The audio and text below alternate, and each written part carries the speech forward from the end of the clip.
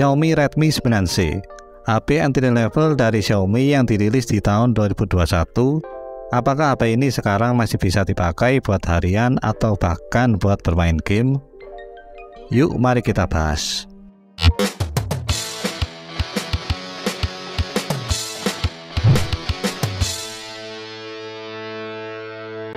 Halo guys, assalamualaikum. Jumpa lagi dengan John di sini di channel Sobat Gadget. Kali ini saya mau review HP jadul lagi ya. Tapi nggak terlalu jadul sih. HP ini keluaran tahun 2021. Tapi speknya agak kentang ya. Tapi saya penasaran sama performa HP ini sekarang kayak gimana. Yap, ini adalah Redmi 9C. HP ini saya dapatkan second ya, dengan harga cuma 875.000 guys. Itu dengan kondisi normal, mulus dan lengkap juga. Dengan harga segitu sudah dapat spek layar 6,5 inch IPS LCD, SoC MediaTek Helio G35 dengan fabrikasi 12 nanometer, RAM 4GB, internal 64GB, kamera 13 megapiksel dan baterai sebesar 5000 mAh. Untuk bagian bodi, HP ini dibalut dengan vektor plastik yang menutupi bodi sampai framenya. Jadi framenya ini jadi satu ya sama vektornya. Tipikal HP entry level lah. Kalau kaca depannya ini dilindungi kaca yang saya sendiri tidak tahu ya ini memakai jenis kaca apa. Untuk beratnya, HP ini memiliki bobot 196 gram. Untuk dipakai satu tangan agak sedikit susah dioperasikan, karena selain layarnya yang lebar, bezel Redmi 9C juga lumayan tebal. Jadi kerasa bodinya agak lebih besar dan lebar. Maka dari itu lebih nyaman dipakai dua tangan saja untuk mengoperasikan HP Redmi 9C ini. Untuk layarnya, Xiaomi Redmi 9C ini memakai jenis LCD berjenis IPS. Kalau dipakai di bawah sinar matahari, Redmi 9C ini masih bisa dioperasikan. Tapi kecerahan harus dimentokin ya. Di bawah sinar matahari masih bisa dipakai biarpun tampilannya tidak seterang dalam ruangan. Tapi masih usable lah. Lalu untuk haptic feedbacknya, Redmi 9C ini kalau buat ngetik, haptiknya terasa getar biasa saja. Untuk getarnya bisa diatur ya di pengaturan mulai dari yang ringan, sedang, kuat atau bisa dinonaktifkan saja. Lalu ngomongin soal audio, Redmi 9C ini masih dikasih earphone jack 3,5 mm untuk pengalaman dengerin lagu lewat headset kabel. Tapi yang disayangkan adalah peletakan lubang jack 3,5 mm ini sendiri ada di bagian atas, bukan bagian bawah. Kalau speakernya masih mono saja ya, suaranya biasa saja, bassnya juga kurang nendang, dan ini contoh suaranya.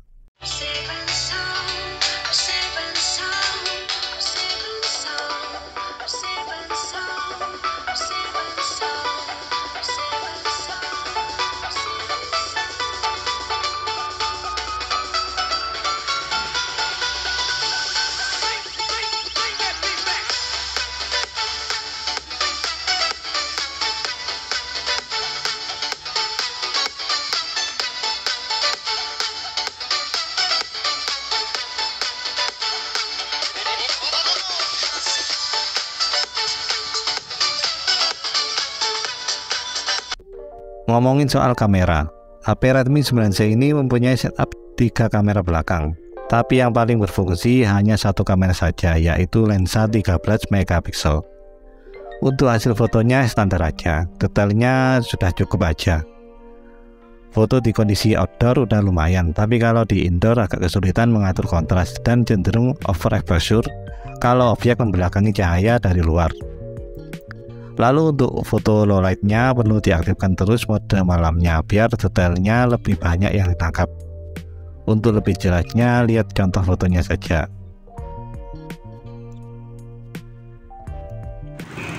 Oke guys, ini adalah contoh perekaman video dari Xiaomi Redmi 9C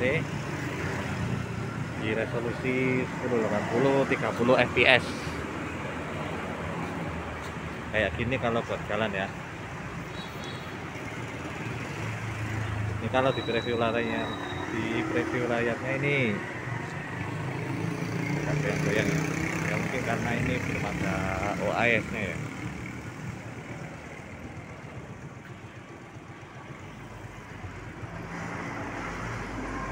Kalau menghadap langit kayak gini.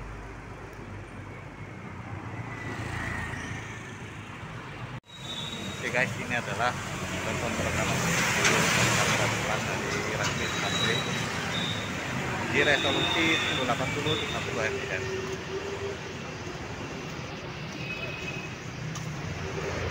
Kalau berjalan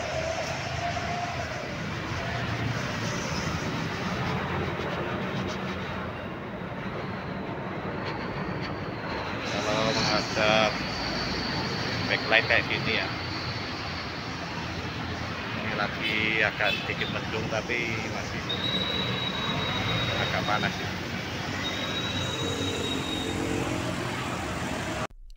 Lanjut ke bagian performanya.